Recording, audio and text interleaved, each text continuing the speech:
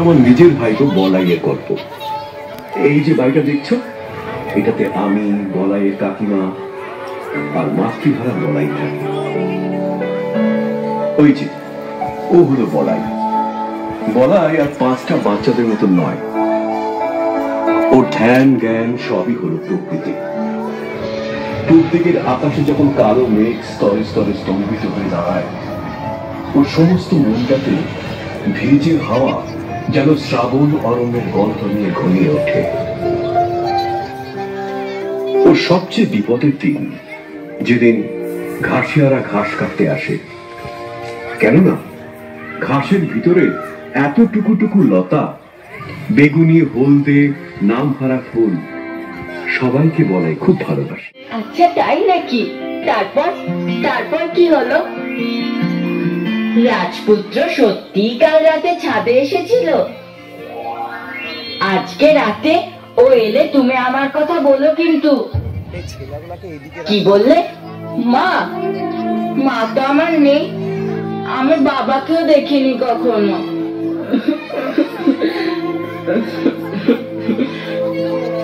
দেখেছো কি কাণ্ড? এই ছেলেকে আমি সারা বাড়িতে খুঁজে বেড়াচ্ছি, আর ও এই দুপুর রোদে তুই কেন ছাদে বসে আছিস বলাই? কাকিমা তুমিও এসে বসো। না বাবা, এই পরন্ত রোদে থাকিস না, শরীর খারাপ হবে। আরে না, শরীর খারাপ কেন হতে যাবে? আমি তো এই ফুল বন্ধুর সাথে কথা বলছিলাম। জানো, কাল রাতে ছাদে পক্ষীরাজে চড়ে রাজকুমার এসেছিল।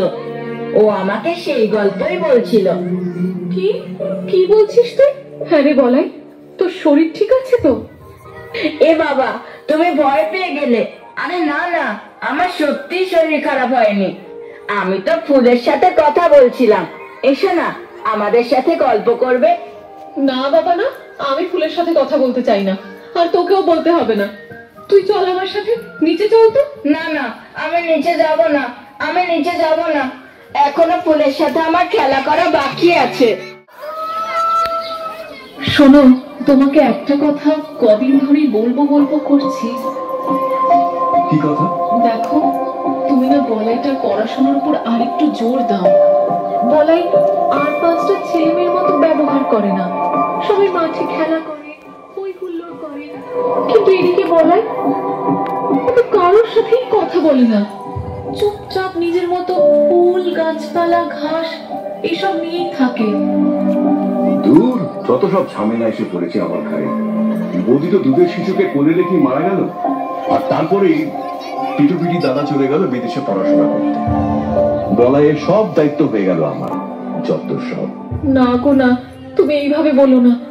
আমার নিজের তো কোনো ছেলে পেলে নেই, বলাই তো আমার ছেলে। ওকে আমি আমার নিজের সন্তানের মতোই ভালোবাসি, আর ও কাকিমা তো প্রাণ। তাহলে আমাকে এখন কি করতে হবে বলো? শোনো না গো, বলছি হারাধন ডাক্তারকে একবার খবর দিলে হয় না? সামান্য বিষয় ডাক্তার এসে কি করবে? শোনো, তুমি কিছু জিনিস সময়ের উপর ছেড়ে দাও, সব সময় ঠিক করে দেবে। এখন আমায় খেতে দাও দেখি, বাজারে অনেক কাজ করে আছে। বলাই বড় হতে থাকে, কিন্তু বলাইয়ের স্বভাবে কোনো পরিবর্তন এলো না। ওই দেখো, ক্লাসের মধ্যে লেখালেখি ছেড়ে বলাই কিরকম পাখিদের সাথে গল্প করতে ব্যস্ত। বলাই, এই বলাই, তুই লিখছিস না কেন? হয়েছে নাকি? বলে কি হয়েছে? শরীর খারাপ লাগছে নাকি? আমি গাছ দেখছিলাম মাস্টার মশাই। দেখুন পাখি দুটো কি মিষ্টি। ও বাবা, পাখি আবার মিষ্টি?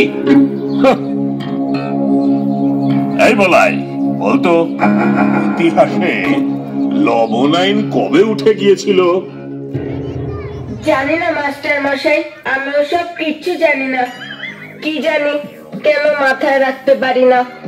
আচ্ছা মাস্টার মশাই, লবণ আইন যদি এখনো থাকতো তাহলে কি হতো? আমরা কি নুন ছাড়া নুন ভাত খেতাম? তাই নাকি রে হতচ্ছাড়া বলাই? হ্যাঁ, হাতে নুন থাকতো কিনা এটা হলো তোর চিন্তা? আয় আয়, এদিকে আয়। এবার কান ধরে উঠবস, পুরো 100 বার। 1 2 3 4। এই কি রে, তোরা কি করছিস? এই বলাই, দেখ না, গুলতি দিয়ে টিপ করে কতগুলো পাকা টুসটুসে আম পেড়েছি। না না, তোরা এরকম করিস না। তোরা যে গাছের থেকে ফল ছিঁড়ছিস, গাছের তো ব্যথা লাগছে। গাছের ব্যথা লাগছে কি করে? গাছের কি প্রাণ আছে নাকি? আছে তো, আছেই তো, গাছের তো প্রাণ আছে। গাছের পাকা ফল যখন এইভাবে ছিঁড়ে নিচ্ছিস, গাছের কত ব্যথা লাগছে, তোরা একবার ভাব।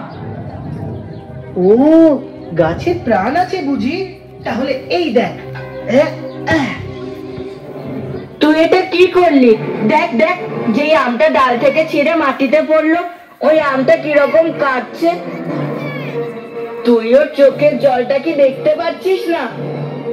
অমনি আবার চোখের জল, যত রাজ্যের ন্যাকামো। এই এই আমটা আমি পেরেছি, এই আমটা আমার। কোন রকম চালাকি করে আম নেওয়ার চেষ্টা করিস না কিন্তু। আমি চালাকি করিনি, আমি চালাকি করিও না। তোরা বিশ্বাস কর, আমটা খুব ব্যথা লেগেছে, গাছটা খুব কষ্ট পেয়েছে। আজ তোর যদি কেউ হাত পা এরকম আলাদা আলাদা করে ছিঁড়ে নিত, তুই ব্যথা পেতিস না? হ্যাঁ,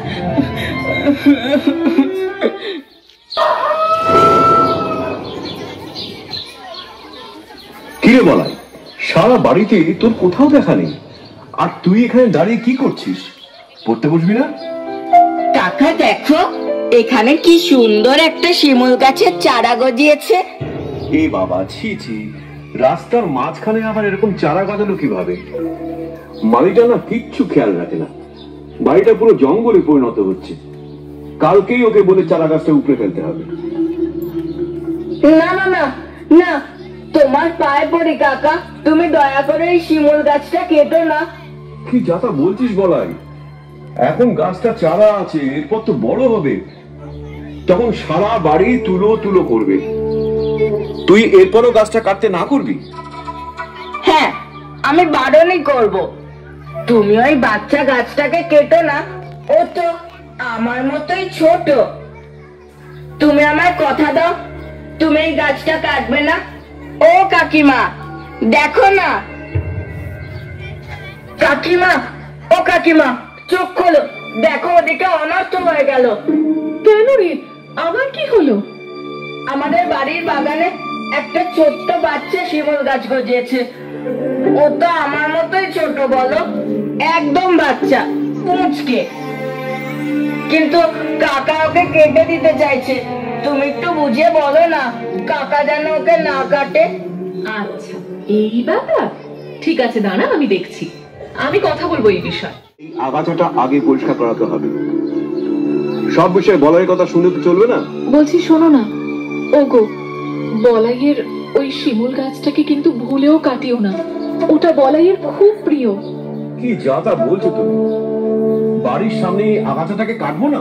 বাপ মা হারা ওই ছেলেটার একটা গাছ মনে ধরেছে, আমরা কি ওকে এতটুকু আনন্দ দিতে পারি না? তুমি বলো, দিতে পারি না?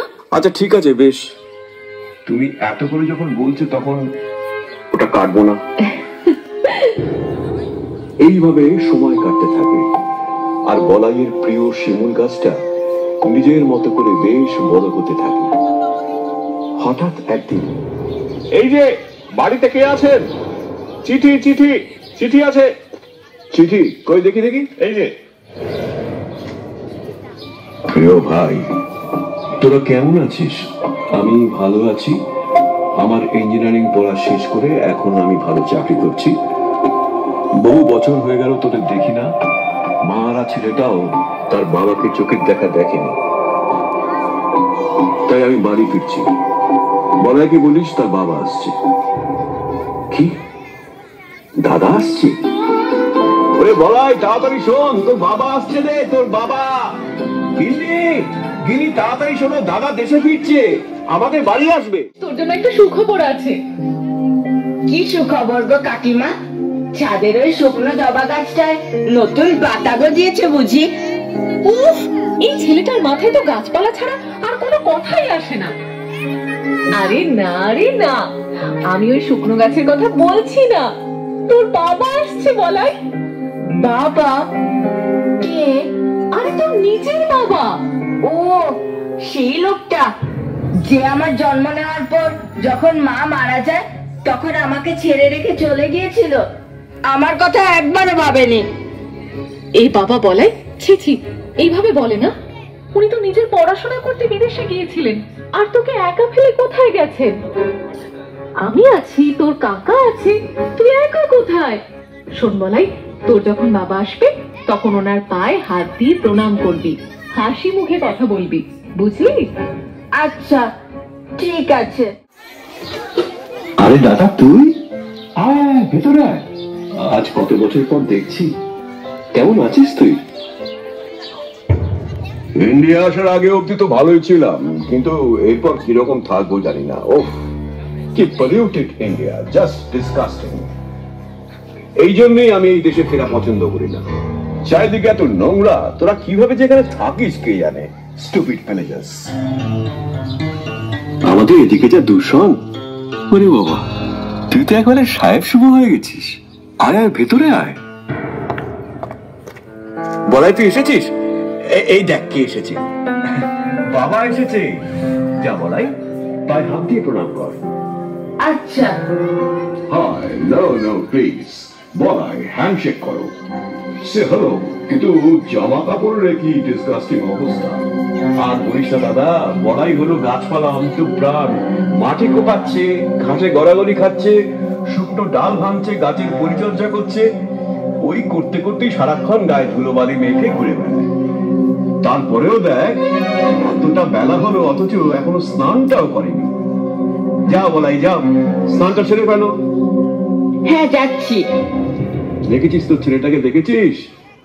অন্য কোনো কাজে মন নেই, সারাক্ষণ শুধু গাছপালা নিয়ে পড়ে থাকে। বাড়ির বাইরে ওই যে শিমুল গাছটা দেখলি, ওটা ওর প্রাণ। ওই গাছ ও কিছুতেই কাটতে দেবে না। হ্যাঁ, সবই বুঝতে পারছি, বিষয়টা ভালো ঠেকছে না। কি বুঝছিস? এটাই বুঝতে পারছি, এখানে থাকলে ওর কিচ্ছু হবে না। কেউ ছেলে হয়েই থেকে যাবে। ওকে আমি এই সপ্তাহে সিমলার বোর্ডিং এ পাঠিয়ে দেবো। ওখান থেকে ও পড়াশোনা করবে। তারপর কিছু বছর বাদে আমি ওকে আমার সাথে বিদেশে নিয়ে যাব। এই তুই কি বলছিস দাদা? তুই বলাইকে নিয়ে চলে যাবি? বলাইকে নিয়ে তুই চলে গেলে ওর কাকিমা কি নিয়ে থাকবে বলতো? তোদের বর্তমানের কথা ভেবে, কিছু ন্যাকা নাকা ইমোশনস এর কথা ভেবে আমি তো আর আমার ছেলের ভবিষ্যৎ খারাপ করতে পারি না। আমি দেখতেই পাচ্ছি এখানে থেকে ওর কিচ্ছু হবে না। একে নিয়ে যাবে? কিন্তু কেন নিয়ে যাবে গো? এখানে ও তো আমাদের সাথে খুব ভালোই আছে। বলাইয়ের মায়ের অভাব আমি কোনোদিনও ওকে অনুভব করতে দিইনি। কি করবে বলো? বলাই তো আর আমাদের ছেলে না, বলাই দাদার ছেলে। দাদাই ওর ভবিষ্যৎ নির্ধারণ করবে। কিন্তু বলাই চলে গেলে আমি কি করে থাকবো? কি করবে বলো? নিজেকে বোঝাও। সাবধানে থাকবি আর মন দিয়ে পড়াশোনা করবি। আমায় ভুলে যাবি না তো? কাকিমা, আমি তোমায় কি করে বলবো? তুমি তো আমার মা। আমি যেতে চাই না, আমি এখানেই থাকতে চাই। না না সোনা, বাবার কথার অমান্য করতে নেই। আর আমি তো রইলামই, ছুটিতে তো আমার কাছেই আসবে। না না না, ছুটিতে এখানে একদম পাঠানো যাবে না। এখানে পাঠালে ও আদরে বাঁদর তৈরি হবে। ও ওখানে পড়াশোনা করবে আর তারপর একেবারে ওখান থেকে বিদেশ চলে যাবে। হ্যাঁ, বিদেশ যাওয়ার আগে একবার তোমাদের সাথে দেখা করে যেতে পারে, কিন্তু সেটা খুবই অল্প সময়ের জন্য। কি বলছেন আপনি দাদা? সে তো অনেক বছর পরের কথা। কিন্তু তার আগে আর বলাই আমার কাছে আসবে না? আহা হা হা হা, আরে বিদেশে যাওয়ার আগে ও একবার আমাদের সাথে দেখা করে যাবে তো।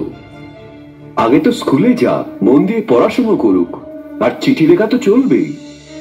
কাকিমা, কাকিমা, তুমি আমায় কথা দাও, ওই শিমুল গাছটা তুমি কিছুতেই কাটতে দেবে না। আচ্ছা বাবা, তোকে আমি কথা দিলাম। ঠিক আছে, আমি তাহলে আসি। তোমরা ভালো থেকো।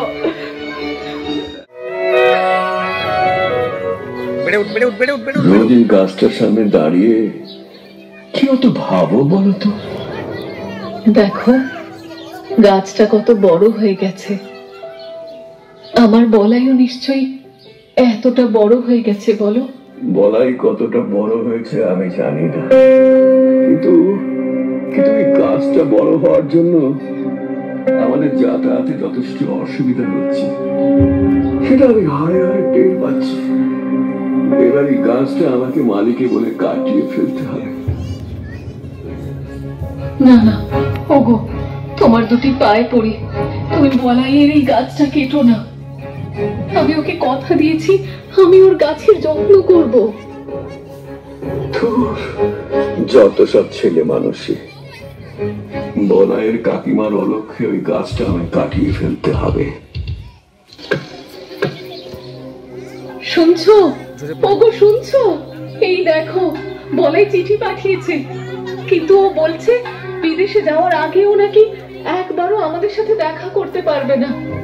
আরে ও কি সেই ছোট্ট বলাই আছে? ওর এখন কত কাজ বলো তো। শোনো না, একটা ফটোগ্রাফার ডাকতে হবে। বলাই ওর শিমুল গাছের একটা ছবি দেখতে চেয়েছে।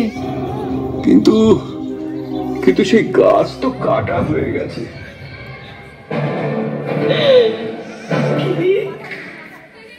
গাছটা তুমি কেটে ফেলেছো? আমি যে তোমায় এতবার করে বললাম, আর সত্ত্বেও তুমি গাছটা কেটে ফেললে।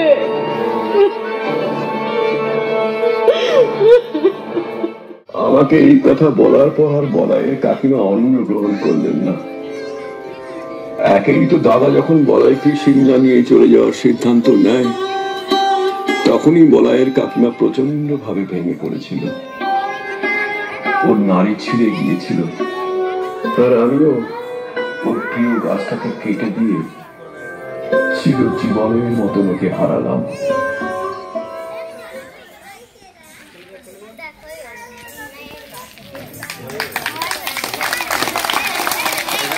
নমস্কার, খুব সুন্দর একটি ছোট্ট নাটিকা বলাই দেখলাম, মনটা সত্যি ভারাক্রান্ত হয়ে গেল।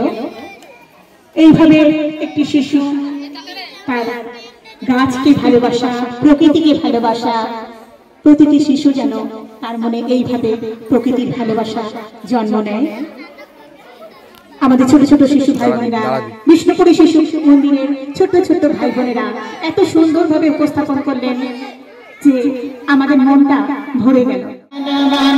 বিনায়ক জয় হে ভারত ভাগ্য বিধাতা, পাঞ্জাব সিন্ধু গুজরাট মারাঠা দ্রাবিড় উৎকল বঙ্গ, বিন্দ হিমাচল যমুনা গঙ্গা উচ্ছল জলধি তরঙ্গ, তব শুভ নামে জাগে, তব শুভ আশিস মাগে, গাহে তব জয় গাথা, জনগণ মঙ্গল দায়ক জয় হে ভারত ভাগ্য বিধাতা, জয় হে জয় হে জয় হে জয় জয় জয় জয় হে, भारत माता की जय।